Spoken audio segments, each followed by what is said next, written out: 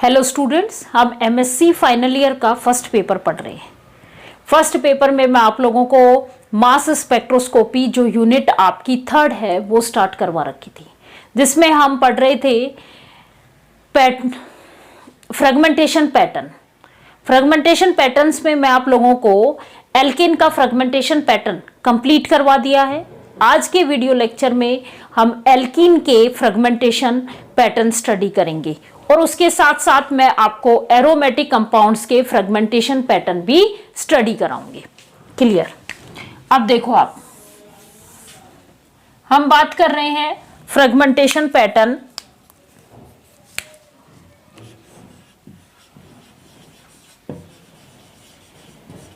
Fragmentation pattern of alkene.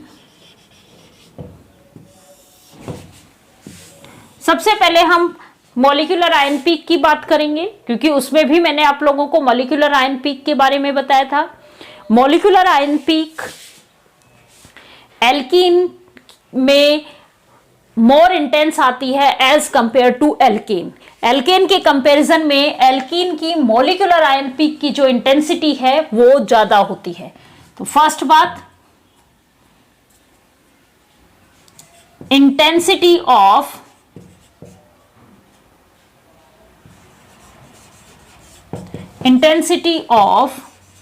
एल्की molecular ion peak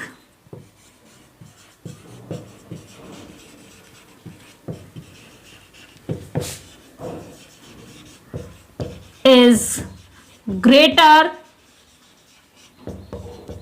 than alkane। Alkane के comparison में molecular ion peak किसकी? Alkene की molecular ion peak more intense होती है। Clear? Second बात, molecular ion peak की intensity जो है वो जैसे जैसे मॉलिक्यूलर वेट बढ़ता जाता है उसके साथ साथ डिक्रीज हो जाएगी। Means molecular ion peak intensity decrease with increase molecular weight।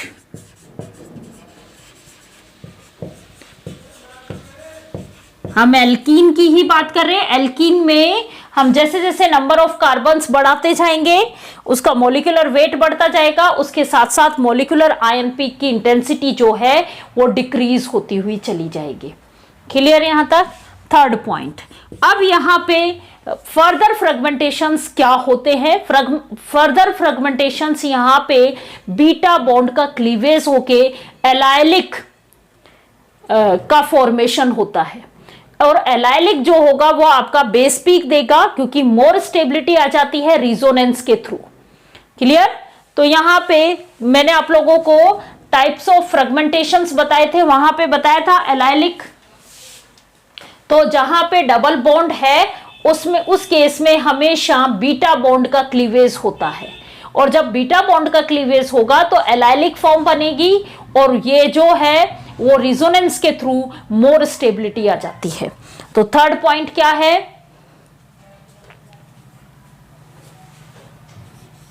In alkene मेन fragmentation in alkene main fragmentations is allylic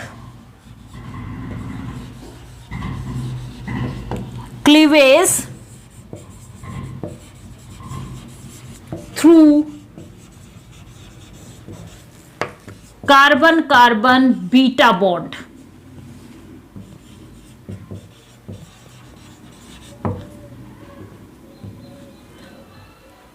and its give base peak। क्या देगा ये?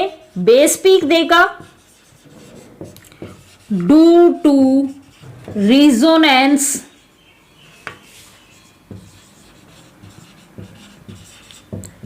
Stabilization, resonance stability. रिजोनेंस के कारण ये किसमें कन्वर्ट हो जाएगा? बेस पीक में, मीन्स इसकी सबसे ज्यादा स्टेबिलिटी होगी। देखो आप लोग एन हेक्सीन ले रहे हैं हम, 1 hexene CH2 double bond CH2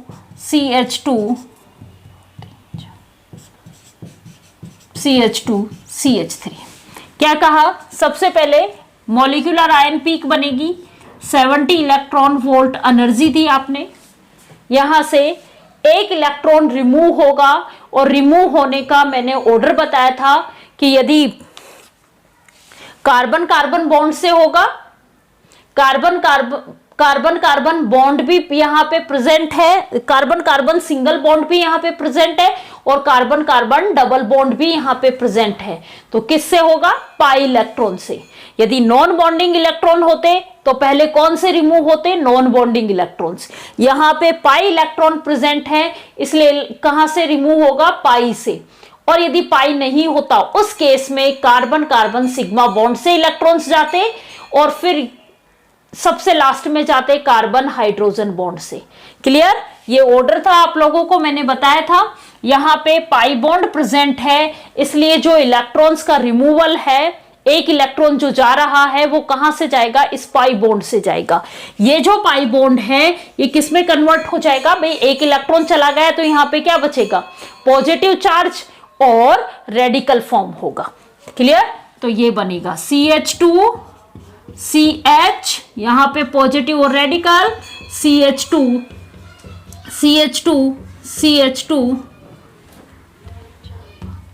CH3। अब उसके बाद क्या कहा? ये तो आपका बन गया मॉलिक्यूलर आयन, ठीक है। उसके बाद हमने कहा कि मॉलिक्यूलर आयन के बाद जो फर्दर फ्रेगमेंटेशंस होंगी वो बीटा क्लीवेज के थ्रू होंगी। कौन से? बीटा बॉन्ड क्लीवेज होगा। बीटा बॉन्ड क्लीवेज कह दो या इसको एलाइलिक क्लीवेज कह दो, एक ही बात है। एलाइलिक फॉर्म बनेगी, इसलिए हम इसको एलाइलिक क्लीवेज कहा। एलाइलिक बीटा बॉन्ड कौन सा? ये अल्फा और ये बीटा। कौन सा बॉन्ड ब्रेक होगा? ये वाला बीटा बॉन्ड ब्रेक होगा। इस बीटा बॉन्ड का क्या होगा? होमोलाइटिक क्लीवेज होगा। बॉन्ड का एक इलेक्ट्रॉन इसके पास जाएगा और बॉन्ड का एक इलेक्ट्रॉन इसके पास जाएगा। क्लियर? ये तो फ्री रेडिकल की फॉर्म में बाहर रिमूव हो जाएंगे। कौन से? CH2 CH3, यहां रेडिकल प्लस, यही तो बना, ये पूरा का पूरा, ये तो फ्री रेडिकल की फॉर्म में बाहर रिमूव हो गया। और हमें पता है कि फ्री रेडिकल्स का क्या नहीं आता? मास स्पेक्ट्रा नहीं मिलता हमें। जब मैं आपको इंस्ट्रूमेंट्स पढ़ाऊंगी वहां पे बताया जाएगा कि यहां पे डिफेक्टर्स लगा दिए जाते हैं, जो कि डिफेक्टर्स का काम यही होता है कि ये आयंस का छटनी करने का काम होता है। क्लियर? और ये क्या बना आपका? देखो यहां रेडिकल आया, ये रेडिकल और ये रेडिकल डबल बॉन्ड बना लेंगे। देखो ये बॉन्ड पे क्या था? पॉजिटिव चार्ज और रेडिकल था। अब मैं ये कह दूं कि इस कार्बन पे तो पॉजिटिव चार्ज है और इस कार्बन पे रेडिकल है, एक ही बात है। इसका होमोलाइटिक क्लीवेज हुआ किसका? बीटा बॉन्ड का। यहां पे एक रेडिकल गया, एक इलेक्ट्रॉन, ये मैंने बना दिया। यहां पे एक इलेक्ट्रॉन गया, ये इलेक्ट्रॉन और ये इलेक्ट्रॉन क्या बनाएंगे? बॉन्ड का फॉर्मेशन कर लेंगे इसके बीच, और क्या बनेगा आपके पास? ये फॉर्म बनेगी। CH2 पे positive charge, CH double bond CH2, allylic form बन गई। अब ये जो है ये हमें बेस पीक देगी, बेस पीक मिलेगी। क्यों? क्योंकि ये रिजोनेंस के थ्रू स्टेबल हो जाती है। क्यों बेस पीक देगी? क्योंकि ये रिजोनेंस के थ्रू स्टेबल हो जाती है। देखो इसकी,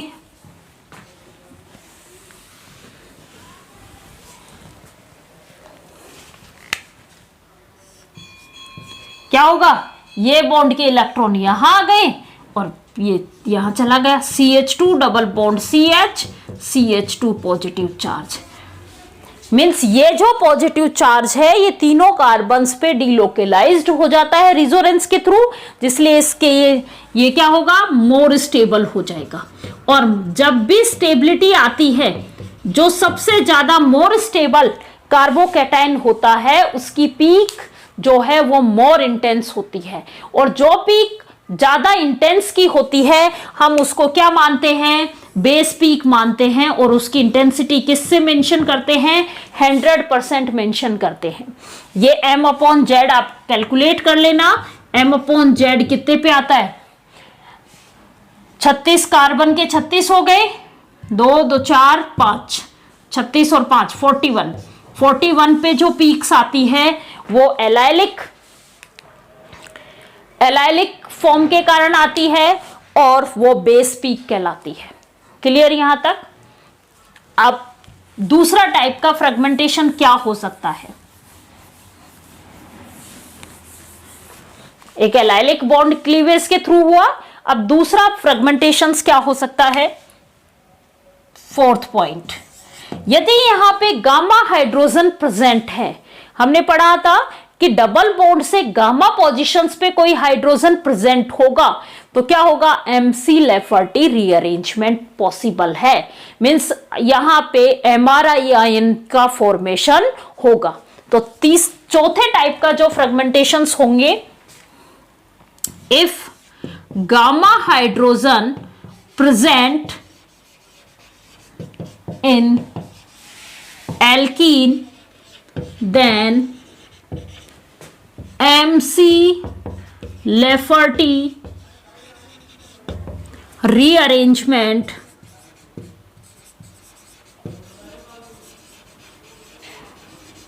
is possible।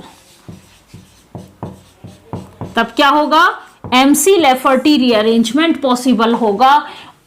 क्लियर। अब देखो हम बात कर रहे हैं CH3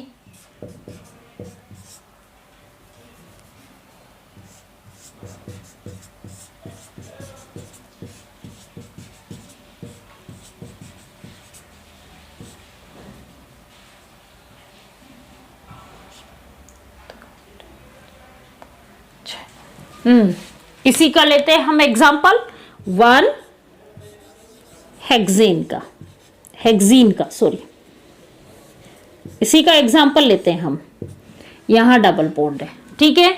सबसे पहले फर्स्ट फ्रेगमेंटेशंस, इस पे 70 इलेक्ट्रॉन वोल्ट एनर्जी दी, मींस मॉलिक्यूलर आयन बनेगा। सबसे पहले पेरेंटियल आयंस का फॉर्मेशन होगा।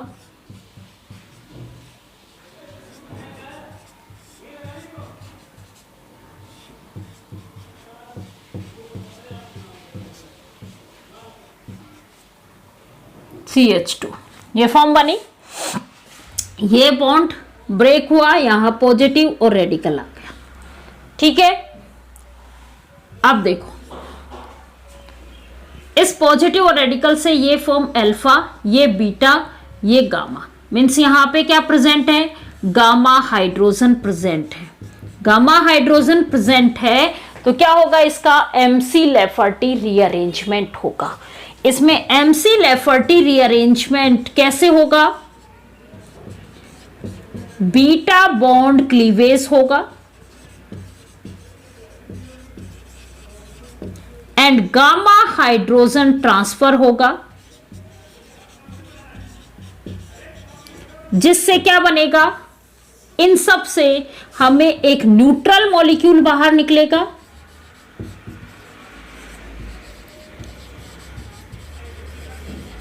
यही बात बताई थी, प्लस में MC-Lafferty रीअरेंजमेंट आयन का फॉर्मेशन होगा। यही बात बोली थी।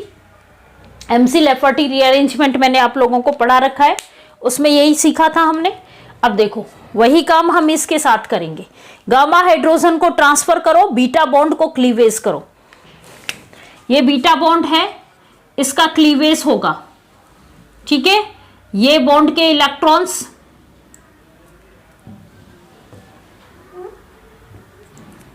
इस बॉन्ड के इलेक्ट्रॉन्स यहां आए, ये गामा हाइड्रोजन यहां पे चला गया, ये बॉन्ड के इलेक्ट्रॉन्स यहां चले गए,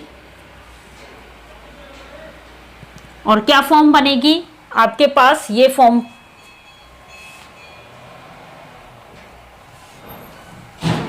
ये फॉर्म होगी। इसका उल्टा एरो दिखाओ, देखो ये फॉर्म बनेगी आपके। ये डबल बॉन्ड और ये पॉजिटिव आयन और रेडिकल्स यहां आ गए, ये बॉन्ड के इलेक्ट्रॉन्स यहां चले गए, और ये हाइड्रोजन यहां पे इसके साथ अटैच हो गया, ये फॉर्म बनेगी। मैं यहां पे दिखा रही हूं,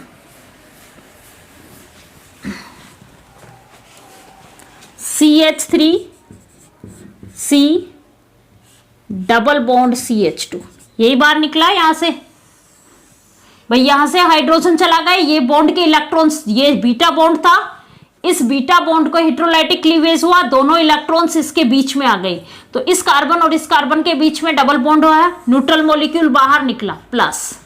अब हम बात करते हैं इसकी, इसके ऊपर पॉजिटिव चार्ज आ गया क्योंकि दोनों इलेक्ट्रॉन्स यहां चले गए, क्लियर।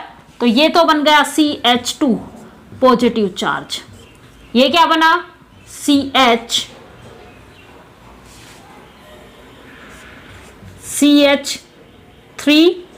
क्योंकि CH2 पे पॉजिटिव चार्ज था, उससे तो एक H जुड़ गया और इस पे रेडिकल रह गया। मीन्स यहां पे मैंने क्या कहा था, ये पॉजिटिव और रेडिकल यहां शिफ्ट हो गई। आप ऐसे भी दिखा सकते हो कि ये पॉजिटिव और रेडिकल यहां शिफ्ट हो गए, आप इंडिविजुअल भी दिखा सकते हो, एक ही बात है, एक पे रेडिकल दिखा दोगे, एक पे पॉजिटिव चार्ज दिखा दोगे, एक ही बात है। ये क्या बन गया, MR आयन बना, क्लियर। एक पीक इसकी आएगी। ये था आपके एल्कीन के फ्रेगमेंटेशंस। एल्कीन में मॉलिक्यूलर आयन पीक जो है वो उसकी इंटेंसिटी बहुत कम होती है। उसके बाद दूसरी बात है, एल्केन के कंपैरिजन में ज्यादा होती है, बाकी नॉर्मली वैसे बहुत कम होती है। दूसरी बात, एल्कीन में हमेशा बीटा बॉन्ड क्लीवेज, एल्कीन में हमेशा बीटा बॉन्ड क्लीवेज होगा, मींस एलाइलिक बॉन्ड क्लीवेज होगा, और उससे जो आयन बनेगा वो आपका बेस पीक कहलाएगा। और तीसरी बात, यदि गामा हाइड्रोजन यहां पे प्रेजेंट है तो MC लेफर्टी रीअरेंजमेंट यहां पे पॉसिबल होगा, क्लियर।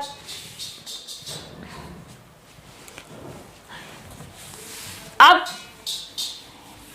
इससे मास स्पेक्ट्रोस्कोपी से हम इन फ्रेगमेंटेशन से हम सिस और ट्रांस जो है वो आपके उनको डिस्टिंग्विश नहीं कर सकते, क्योंकि आपने देखा होगा आपके जो मॉलिक्यूलर आयन बन रहा था, मॉलिक्यूलर आयन जब बना तो आपने क्या किया, उस डबल बॉन्ड को ब्रेक किया था, ठीक है। और डबल बॉन्ड पे क्या आ गया था, पॉजिटिव और रेडिकल, मींस आपके पास ये डबल बॉन्ड किस में कन्वर्ट हो गया था, सिंगल बॉन्ड में कन्वर्ट हो गया था। और जब सिंगल बॉन्ड में कन्वर्ट होगा तो रोटेशन पॉसिबल होगा, और रोटेशन पॉसिबल होगा इसलिए हम इसकी कॉन्फ़िगरेशंस को डिफाइन नहीं कर सकते, लेकिन हम ऑर्थो इफेक्ट में वहां पे पढ़ेंगे। किसी किसी केस में हम सिस और ट्रांस को भी डिस्टिंग्विश कर सकते हैं, लेकिन हर एक सिस और ट्रांस को डिस्टिंग्विश नहीं कर सकते। तो क्या है कि अगला पॉइंट क्या है, fifth point, we cannot distinguish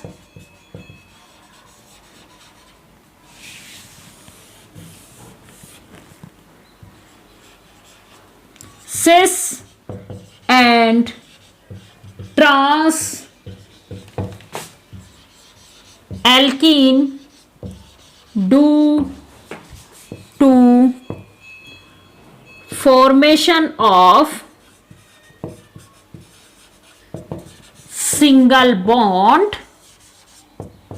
क्या होगा, सिंगल बॉन्ड का फॉर्मेशन हो जाएगा, और जिससे सिंगल बॉन्ड पे क्या होगा, रोटेशन आसानी से पॉसिबल हो जाता है। And single bond rotation, single bond कौन सा, carbon carbon rotation is fast. कैसे होता है, फास्ट होता है, इजीली हो जाता है, इसलिए हम सिस और ट्रांस को आसानी से डिस्टिंग्विश नहीं कर सकते। यह था आपके एल्कीन। अब हम साइक्लोएल्कीन की बात कर रहे हैं। याद होगा मैंने आप लोगों को टाइप्स ऑफ फ्रेगमेंटेशन बताया था, उस टाइम हमने साइक्लोएल्कीन की बात की थी और वहां पे हमने रिट्रोडील्स एल्डर फ्रेगमेंटेशंस भी देखी थी। मीन एल्कीन में रिट्रोडील्स एल्डर फ्रेगमेंटेशंस जो है वो पॉसिबल होते हैं। तो अब हम 6 पॉइंट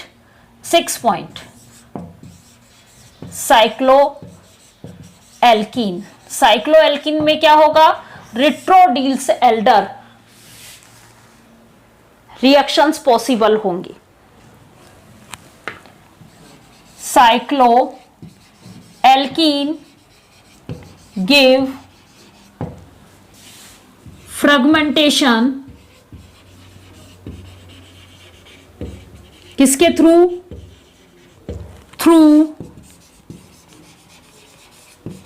रिट्रोडील्स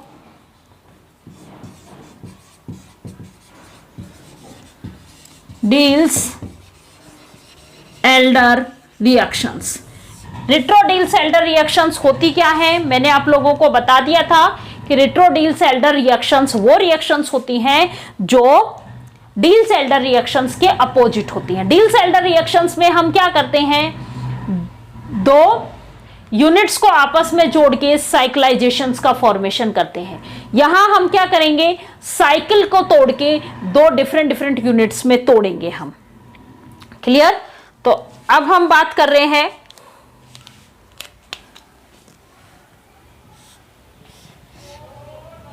इस साइक्लोएल्कीन्स की।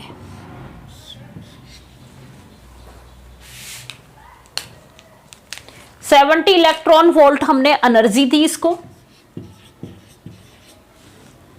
क्या होगा, ये सबसे इस पाई बॉन्ड का क्लीवेज होगा और मॉलिक्यूलर आयन का फॉर्मेशन होगा। एक इलेक्ट्रॉन्स बाहर रिमूव हो जाएगा और यहां से पॉजिटिव और रेडिकल का फॉर्मेशन हो गया और यहां से एक इलेक्ट्रॉन बाहर रिमूव हो गया। एक आपने दिया और एक और इलेक्ट्रॉन जो यहां से रिमूव हुआ, मीन्स दो इलेक्ट्रॉन्स यहां से रिमूव हो गए। उसके बाद फर्दर फ्रेगमेंटेशंस होंगे। फर्दर फ्रेगमेंटेशंस देखो यहां पे आप कैसे दिखाओगे, एक पे पॉजिटिव चार्ज दिखाओगे और एक पे रेडिकल दिखाओगे। यही फॉर्म बनेगी, एक पे पॉजिटिव चार्ज और एक पे रेडिकल दिखाओगे। ठीक है।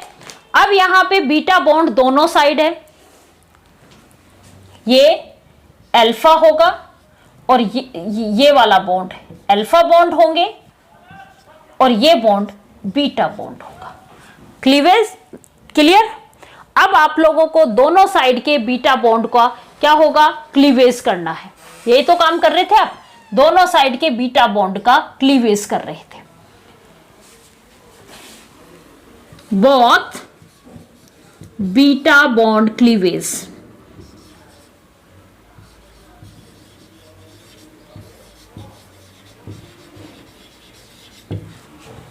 यहां पे दोनों बीटा बॉन्ड का क्लीवेज होगा और एक न्यूट्रल मॉलिक्यूल्स का फॉर्मेशन होगा। ये तो न्यूट्रल मॉलिक्यूल बन जाएगा। अब देखो इलेक्ट्रॉन्स कैसे वो होंगे, यहां पे यहां के इलेक्ट्रॉन्स यहां पे जाएंगे, इस बॉन्ड के इलेक्ट्रॉन्स, और इस बॉन्ड के इलेक्ट्रॉन्स यहां आएंगे। जैसे ये बॉन्ड टूटेगा, इस पे पॉजिटिव चार्ज आ गया, ये रेडिकल एज इट इज होगा। ये बॉन्ड के इलेक्ट्रॉन्स यहां शिफ्ट हो गए तो इस पे ये पॉजिटिव चार्ज कैंसिल आउट होके इनके बीच में क्या हो जाएगा, डबल बॉन्ड का फॉर्मेशन हो जाएगा। क्या हुआ, ये फॉर्म बनी प्लस बॉन्ड के इलेक्ट्रॉन्स देखो बीटा बॉन्ड, दोनों बीटा बॉन्ड को क्लीवेज किया मैंने, हेटेरोलाइटिक क्लीवेज किया। ये बीटा बॉन्ड के इलेक्ट्रॉन्स इस साइड मूव कराओगे, पॉजिटिव चार्ज जहां पे है वहां के इलेक्ट्रॉन्स पॉजिटिव चार्ज वाले कार्बन की तरफ मूव करवा देना, और जहां पे रेडिकल बना हुआ है उसके पास वाले बॉन्ड के इलेक्ट्रॉन्स जो है वो आप इस पे शिफ्ट करवा दोगे इधर की साइड। क्लियर? और क्या बन जाएगा, ये फॉर्मेशन बन जाएगा। यहां पे डबल बॉन्ड, यहां पॉजिटिव चार्ज कैंसिल आउट, यहां पॉजिटिव चार्ज, यहां रेडिकल्स, ये M/Z इसकी पीक आएगी हमारे पास, और इसकी पीक आपके पास 54 पे आती है, वही मोर स्टेबल होती है, बेस पीक मिलेगी आपको, वही रिजोनेंस का रीजन है। क्लियर? तो ये आपके बेस पीक का फॉर्मेशन होगा 54 पे। ये है साइक्लोएल्कीन का क्लीवेज। अब देखो यहां पे तो सब्स्टिट्यूएंट जुड़ा हुआ नहीं था, यदि सब्स्टिट्यूएंट जुड़ा हुआ है तो उसका भी हमें पता चल जाता है कि वो हम कौन सी पोजीशंस पे जुड़ा हुआ है। क्लियर? तो सब्स्टिट्यूएंट को डिस्टिंग्विश करने के लिए भी हम इसका यूज कर सकते हैं कि कौन सी पोजीशंस पे जुड़ा हुआ है। मॉलिक्यूलर आयन पीक तो हमें सिमिलर ही आती है, लेकिन बाद में फर्दर जो रेट्रोडिल सेल्डर से जो आयन बन रहा है उसका mass upon charge ratio change हो जाता है। देखो अब 7th नंबर,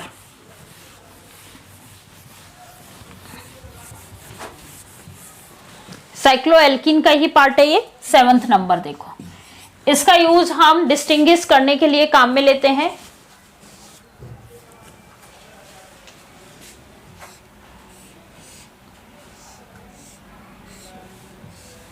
ये CH3 है और एक ये, मैं दोनों को पैरेलल बना रही हूं चीजें। ये CH3 है। यहां पे आप नंबरिंग कहां से करोगे, 2, 3, 4, 5 और 6। यहां पे नंबरिंग 1, 2, 3, 4, 5 और 6। यहां पे ये 3 पोजीशंस पे जुड़ा हुआ है, यहां पे ये 4 पोजीशंस पे जुड़ा हुआ है। अब इसका पता हम कैसे लगाएंगे, देखो इसको भी 70 इलेक्ट्रॉन वोल्ट दी एनर्जी, इसको भी 70 इलेक्ट्रॉन वोल्ट एनर्जी दी। क्लियर? मॉलिक्यूलर आयन पीक्स बनेंगी दोनों में, और वो मॉलिक्यूलर आयन पीक्स दोनों की सिमिलर होंगी। ये CH3 यहां पॉजिटिव और रेडिकल का फॉर्मेशन हो गया। ये M/Z आप कैलकुलेट करके लिख लेना, और यहां पे भी ये ही बॉन्ड ब्रेक होगा, ये पॉजिटिव और रेडिकल फॉर्म बनेगी, और इस पे CH3, ये M/Z ये दोनों का सिमिलर आता है। मीन्स मॉलिक्यूलर आयन पीक से तो हम इसको डिस्टिंग्विश नहीं कर सकते। ये M/Z शायद 96 के आसपास आएगा, दोनों का सिमिलर आता है। उसके बाद देखो इसमें फर्दर फ्रेगमेंटेशंस होंगे, और फर्दर फ्रेगमेंटेशंस मैंने बता दी रेट्रोडिल सेल्डर रिएक्शंस के थ्रू होंगे, रेट्रोडिल्स एल्डर रिएक्शंस के थ्रू। रेट्रोडिल्स एल्डर रिएक्शंस में आप क्या कर रहे थे, दोनों तरफ के both sides beta bond cleavage कर रहे थे। ये अल्फा बॉन्ड है आपका और ये बीटा बॉन्ड है, ये आपका अल्फा बॉन्ड है और ये बीटा बॉन्ड है। बीटा बॉन्ड क्लीवेज करोगे दोनों साइड के, ये बॉन्ड ब्रेक होगा और ये बॉन्ड ब्रेक होगा। क्लियर? बॉन्ड ब्रेक करने का तरीका मैंने बता दिया। यहां इस कार्बन पे पॉजिटिव चार्ज दिखा रखा है, तो बॉन्ड के ये वाले इलेक्ट्रॉन्स इस कार्बन की तरफ शिफ्ट करोगे, और जहां रेडिकल बना हुआ है उसके पास वाले कार्बन के इलेक्ट्रॉन्स जो हैं वो न्यूट्रल मॉलिक्यूल्स जो आप बाहर रिमूव करोगे उसकी तरफ शिफ्ट करोगे। यहां पे क्या बनेगा, ये डबल बॉन्ड का फॉर्मेशन हो गया प्लस में, ये CH3 यहां डबल बॉन्ड आ गया, यहां रेडिकल है यहां पॉजिटिव है। मींस इसका M/Z जो आप निकालोगे तो ये CH3 ग्रुप किसमें आया, आपके आयंस के अंदर आ गया। अब हम बात करते हैं इसकी, इसमें कौन सा बीटा बॉन्ड, देखो ये अल्फा बॉन्ड है, ये बीटा बॉन्ड है, यहां पे भी दोनों साइड, बोथ साइड के बीटा बॉन्ड्स का क्लीवेज होगा। वही बॉन्ड के इलेक्ट्रॉन्स, इस बॉन्ड के इलेक्ट्रॉन्स यहां शिफ्ट होंगे और इस बॉन्ड के इलेक्ट्रॉन्स यहां पे शिफ्ट होंगे। क्या बनेगा, ये बनेगा डबल बॉन्ड CH3 प्लस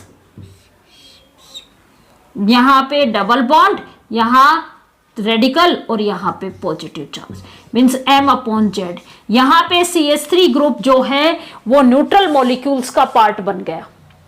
तो इन दोनों का, इसकी M/Z की वैल्यू अलग आएगी और इसकी M/Z की वैल्यू अलग आएगी। मींस इससे हम डिस्टिंग्विश कर सकते हैं। इसके M/Z की वैल्यू में भी 68 आती है और आप कैलकुलेट कर लेना, इसकी 53 आएगी, ऐसा कुछ आएगा, आप कैलकुलेट कर लेना। क्लियर? तो हम इसका मॉलिक्यूलर आयन पीक से, तो दोनों की मॉलिक्यूलर आयन पीक कहां पे आ रही थी, सेम पोजीशंस पे आ रही थी, तो मॉलिक्यूलर आयन पीक से तो हम डिस्टिंग्विश नहीं कर सकते, लेकिन हम इसके रिट्रो सेल्डर रिएक्शंस के थ्रू जो फर्दर फ्रेगमेंटेशंस हो रहे हैं उनके थ्रू हम इसको डिस्टिंग्विश कर सकते हैं। अब हम बात करते हैं एरोमेटिक कंपाउंड्स की।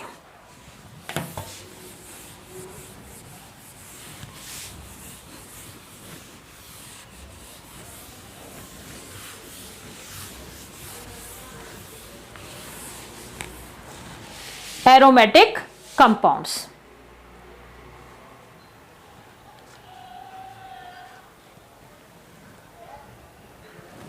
एरोमेटिक कंपाउंड्स का देख रहे हैं अब हम।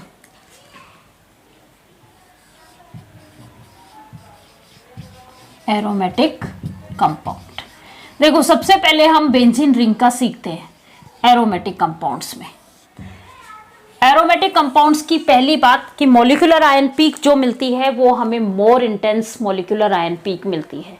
क्यों मिलती है? क्योंकि पॉजिटिव चार्ज जो बनता है वो पूरी रिंग पे डिलोकलाइज्ड हो जाता है। तो फर्स्ट बात, मॉलिक्यूलर आयन पीक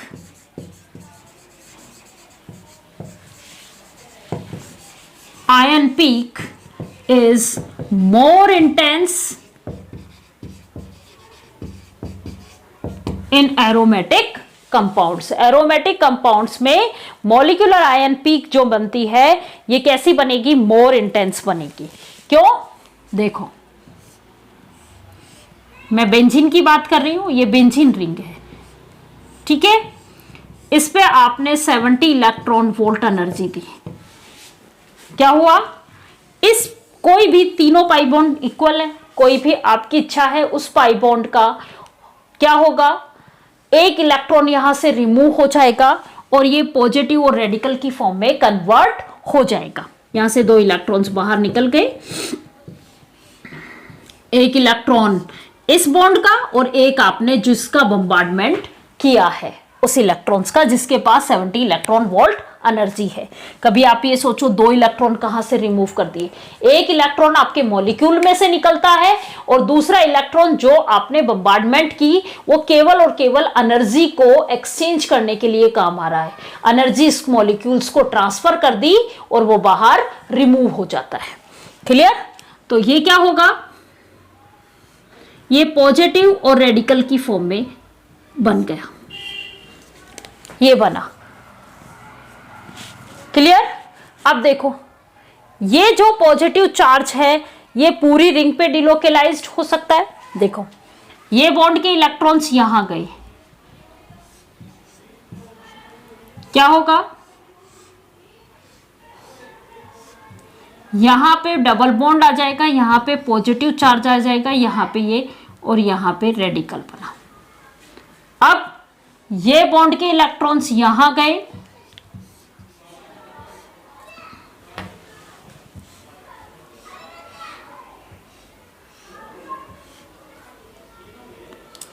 ये बॉन्ड के इलेक्ट्रॉन यहां डबल बॉन्ड है, यहां रेडिकल है, ये पोजीशन तो एज इट इज, ये बॉन्ड के इलेक्ट्रॉन यहां शिफ्ट हो गए, यहां पॉजिटिव चार्ज आ गया। क्लियर?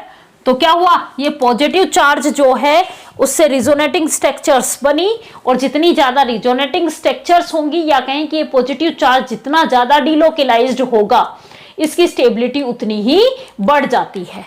तो इसीलिए इस मोलिकुलर आयन पीक की जो इंटेंसिटी है वो ज्यादा होती है। क्लियर? ये आता है हमें M/Z 78 पे।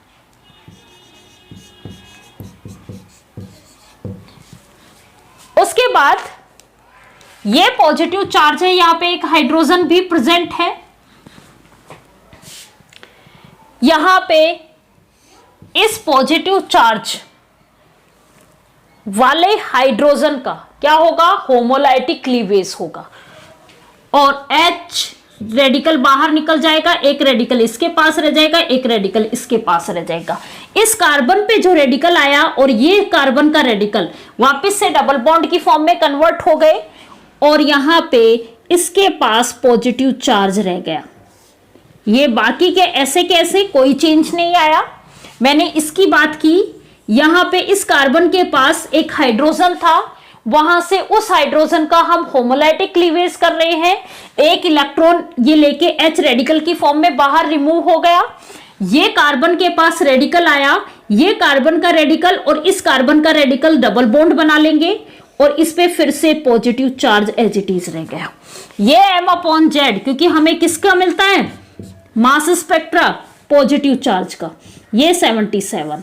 अब यहां से निकलता है C2H2, एक neutral molecule, CH triple bond CH की फॉर्म में बाहर रिमूव हो गया, और ये बचती है 4 मेंबर्ड रिंग, और यहां पे पॉजिटिव चार्ज M/Z, इसका आता है ये 12 12 24, 24 और 2 26, यहां से बाहर निकलेंगे, 1 और 5 51 पे। फिर ये कन्वर्ट होता है, फिर से यहां से C2H2 बाहर निकल जाएगा, और ये कन्वर्ट हो जाएगा CH triple bond C positive charge में। ये M/Z आएगा 24 और एक 25 पे, M/E 25 पे। ये बेंजीन रिंग का फ्रेगमेंटेशंस होते हैं। क्लियर? अब यदि इस बेंजीन रिंग पे कोई सब्स्टिट्यूएंट जुड़ा हुआ है, तो फर्दर फ्रेगमेंटेशंस जो है वो डिपेंड करेंगे उस सब्स्टिट्यूएंट के ऊपर कि अल्फा बॉन्ड का क्लीवेज होगा या बीटा बॉन्ड का क्लीवेज होगा। यदि उससे एल्काइल ग्रुप जुड़ा हुआ है, तो हमने देखा था कि हमेशा जब भी एरोमेटिक कंपाउंड्स में कोई alkyl group as a substituent जुड़ा हुआ है, तो हम फर्दर फ्रेगमेंटेशंस में बेंजाइलिक कार्बोकेटाइन का फॉर्मेशन करते हैं, जिससे वो किस में कन्वर्ट हो जाता है, ट्रिपोलियम आयन में कन्वर्ट हो जाता है, और ट्रिपोलियम आयन जो है वो मोर स्टेबल होगा। तो बेंजाइलिक कार्बोकेटाइन बनाने के लिए हमें कौन सा बॉन्ड ब्रेक करना होगा, बीटा बॉन्ड ब्रेक करना होगा, न कि अल्फा बॉन्ड ब्रेक करना होगा।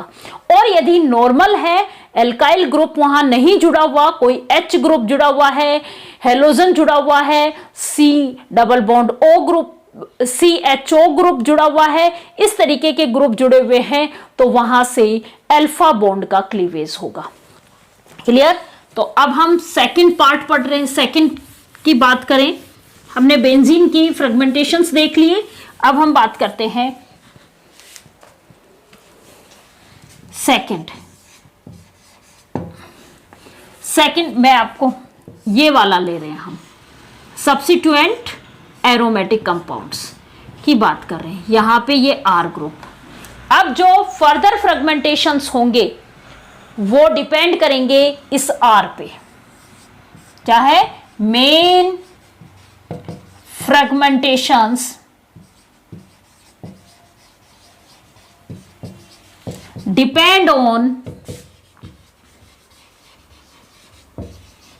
R।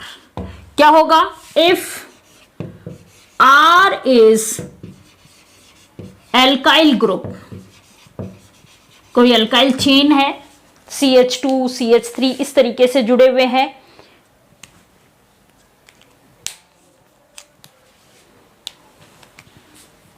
देखो ऐसे जुड़ी हुई है।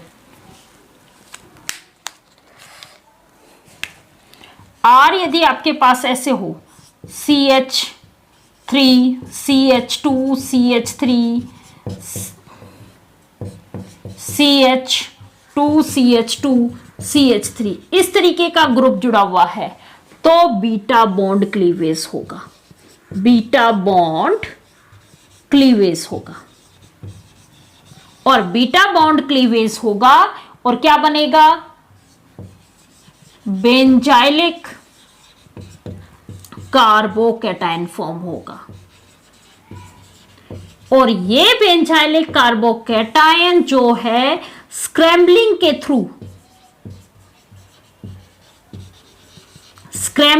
थ्रू किस में कन्वर्ट हो जाएगा, ये ट्रिपोलियम आयन में कन्वर्ट हो जाएगा। और ट्रिपोलियम आयन कैसा है, मोर स्टेबल है और M/Z 91 पे जो पीक्स मिलेंगी वो हमें कैसी मिलेगी, बेस पीक मिलेगी। क्लियर, ये फ्रेगमेंटेशंस होंगे। और यदि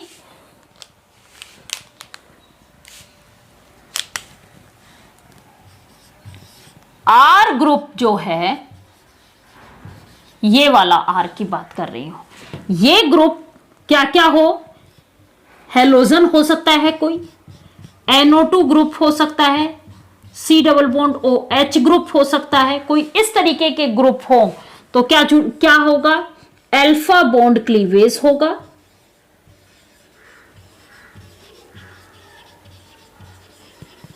और क्या बनेगा, फिनाइलिक कार्बोकैटायन फॉर्म होगा। जिसका हम बेंजीन रिंग में जो पॉजिटिव चार्ज दिखाने के बाद फर्दर क्या किया था, फ्रेगमेंटेशंस किए थे, वो फ्रेगमेंटेशंस पॉसिबल होंगे। क्लियर,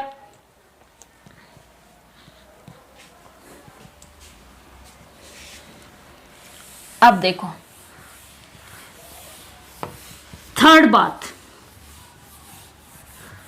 यदि इसमें कोई सब्स्टिट्यूएंट ऐसा जुड़ा हुआ है, कौन सा, ये जो ग्रुप जुड़ा हुआ था, ये R ग्रुप ऐसा जुड़ा हुआ है जिसके पास गामा हाइड्रोजन प्रेजेंट है, तो ये MC लेफर्टी रीअरेंजमेंट भी दे सकता है।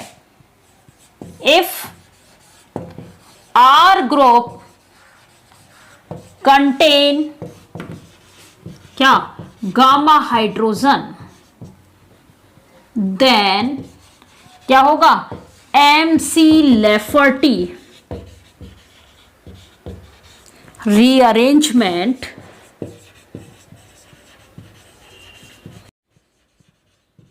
Is possible. क्लियर, अब हम इनको एग्जाम्पल के थ्रू समझते हैं कि कैसे हुआ। बेंजीन का मैंने बता दिया, अब हम R ग्रुप को ही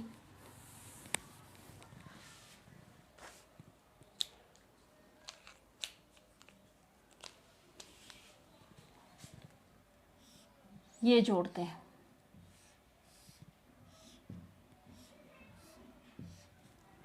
यहां पे मैं R ग्रुप जोड़ रही हूं, CH2 CH2 CH3, इस तरीके का कोई भी ग्रुप आप यहां पे CH3, कोई भी R ग्रुप जिसमें एल्काइल ग्रुप जुड़ा हुआ है। ठीक है, अब सबसे पहले मॉलिक्यूलर आयन बनेगा।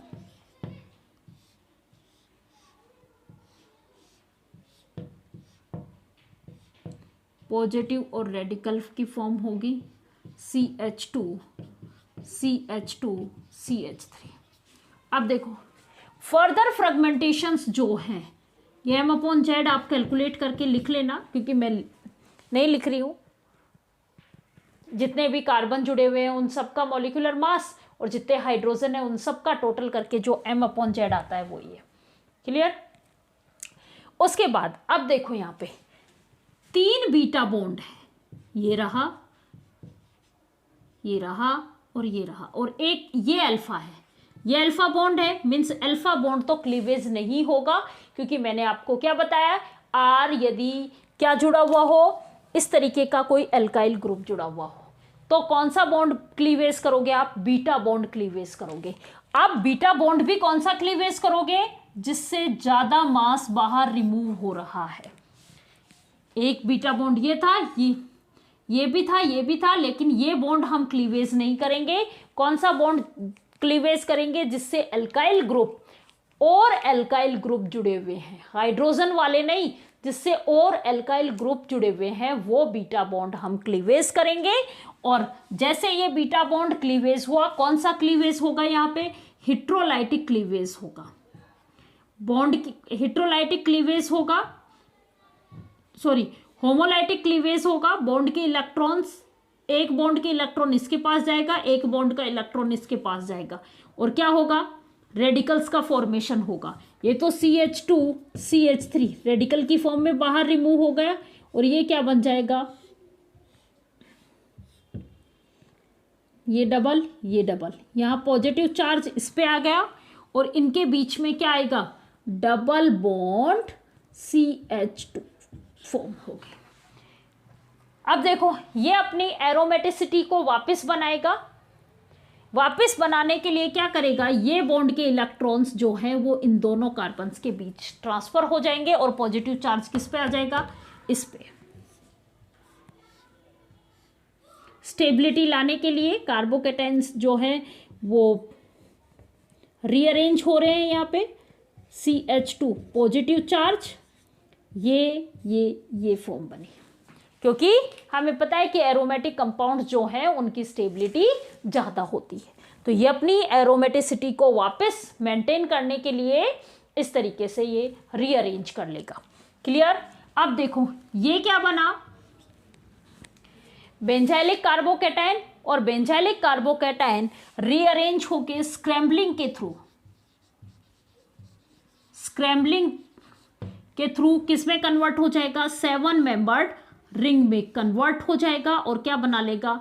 ट्रिपोलियम आयन का फॉर्मेशन कर लेगा, ट्रिपोलियम कार्बोकेटाइन का फॉर्मेशन करेगा, और ये जो है ये बेस पीक कहलाएगी, क्योंकि इसकी स्टेबिलिटी ज़्यादा होती है। ये हमें ट्रिपोलियम आयन की जो पीक्स मिलती हैं वो आपको m/z 91 पे मिलेंगी,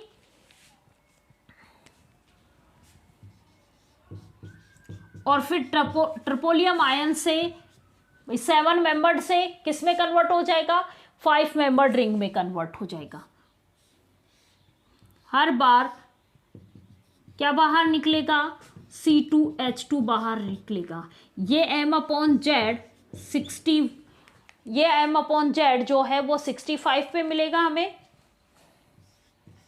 5 मेंबर से फिर किस में कन्वर्ट हो जाएगा? ये मैंने आपको यहाँ के बाद फर्दर फ्रेगमेंटेशंस जहाँ पे हमने स्क्रैम्बलिंग पढ़ा था, ट्रिपोलियम आयंस बनाए थे, उसके बाद मैंने फिर से बताया था कि पहले ये 7 मेंबर से 5 मेंबर्ड में, 5 मेंबर से 3 मेंबर्ड रिंग में कन्वर्ट हो जाता है। C2H2 3 मेंबर्ड रिंग में कन्वर्ट हो जाएगा। m/z ये पीक्स हमें मिलेंगी m/z 39 पे। ये इस तरीके से इसका फ्रेगमेंटेशंस होगी।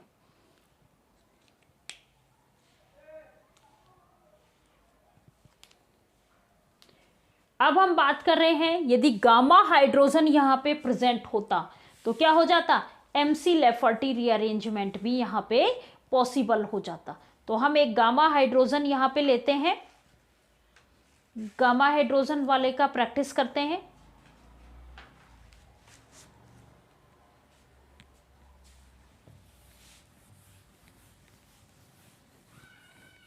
उसके फ्रेगमेंटेशंस देखेंगे हम।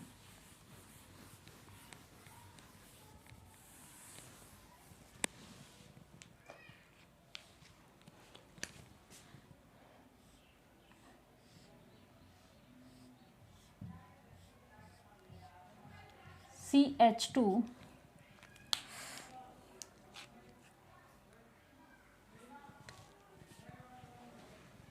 CH2 CH2 CH3। इसकी बात करते हैं।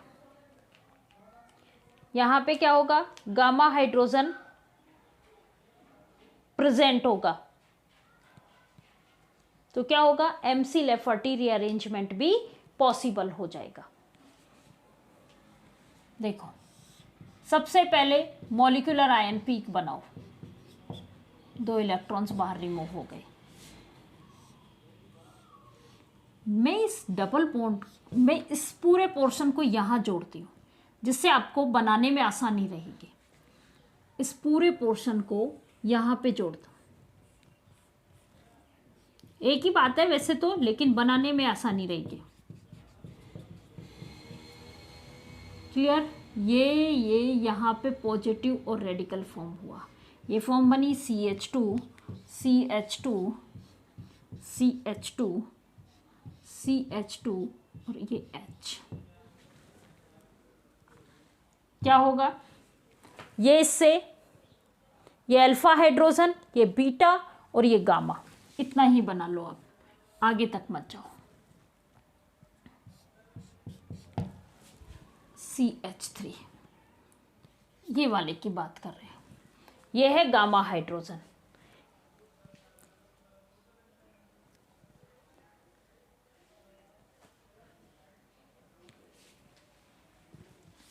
ये अल्फा, ये बीटा और ये गामा हाइड्रोजन। क्या होगा, MC लेफर्टी रीअरेंजमेंट होगा।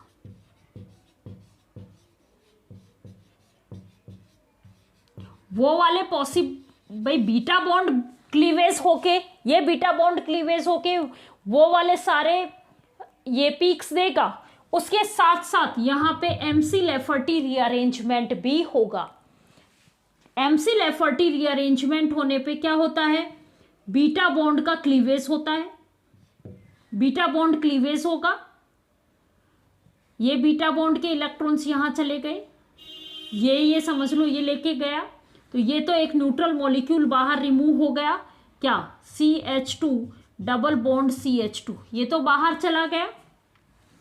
इस पे हाइड्रोजन जुड़ गया, इन दोनों के बीच डबल बॉन्ड का फॉर्मेशन हो जाएगा और पॉजिटिव चार्ज रहेगा।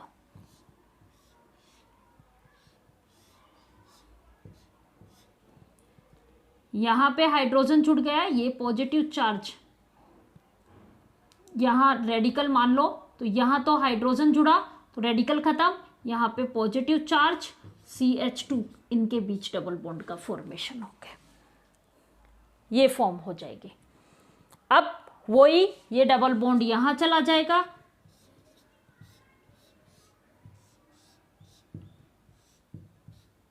ये फॉर्म बनेगी। ये किस में कन्वर्ट होगा, ट्रोपोलियम आयन में कन्वर्ट हो जाएगा और सेम फॉर्मेशन हो जाएगा। 9 क्लियर? ये थे आपके फ्रेगमेंटेशन पैटर्न्स। एरोमेटिक कंपाउंड्स के पढ़े हमने और एल्कीन के पढ़े। अब हम कल अल्कोहल का कंप्लीट करेंगे। Thank you students.